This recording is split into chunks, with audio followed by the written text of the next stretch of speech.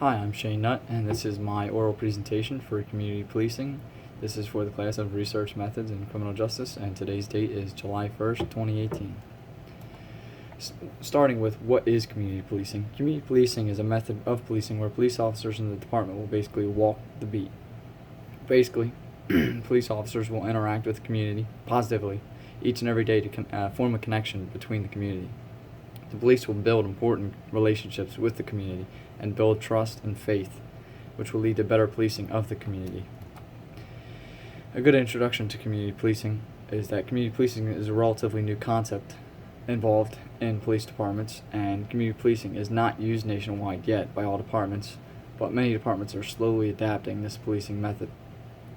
Community policing has many advantages to using this method, and typically allows for crime rates in towns and cities to drop drastically.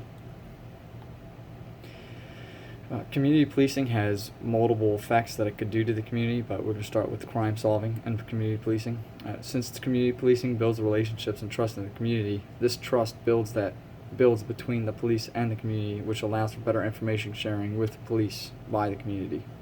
When the community interacts and shares this information, it allows the police to quicker and more effectively solve crimes in the community. Anthony Jackson states, "As officers keep on patrolling the same neighborhoods day in and day out, they will get to know the citizens that reside in them, and these citizens are over time going to start trusting the police officers. As such, their faith and trust in law enforcement is going to rise.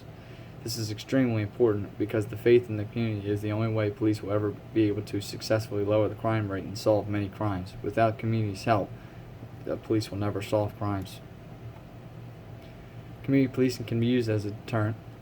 Community policing actually acts as a deterrent in a few ways. The relationship between an officer and a community will deter people from wanting to commit crimes, as a disappointment being the main factor.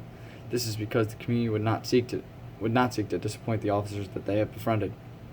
Also, community policing is a deterrent due to the fact that criminals are now made aware of that the community is helping the police and will be more cautious to engage in criminal activity, as the police are not the only ones the criminals must watch out for. Knowing the community is engaged with the police will greatly deter crime, hence reducing the crime rate.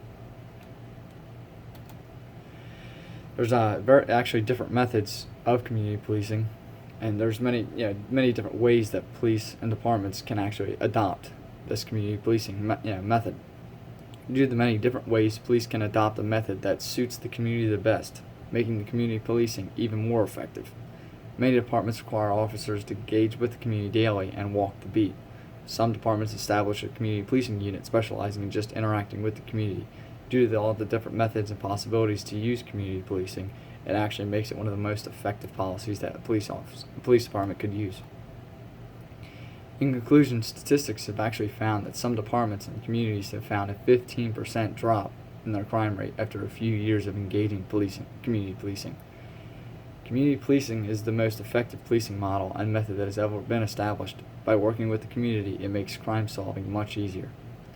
This type of policing gives the power to the community, and the community comes together to help the officers. If community policing gets introduced into the entire United States, the overcrime rate could drop drastically. Some researchers have even said by 20% or 30%. Thank you for watching. This is Community Policing, and this is my oral presentation by Shane Nutt. Thank you.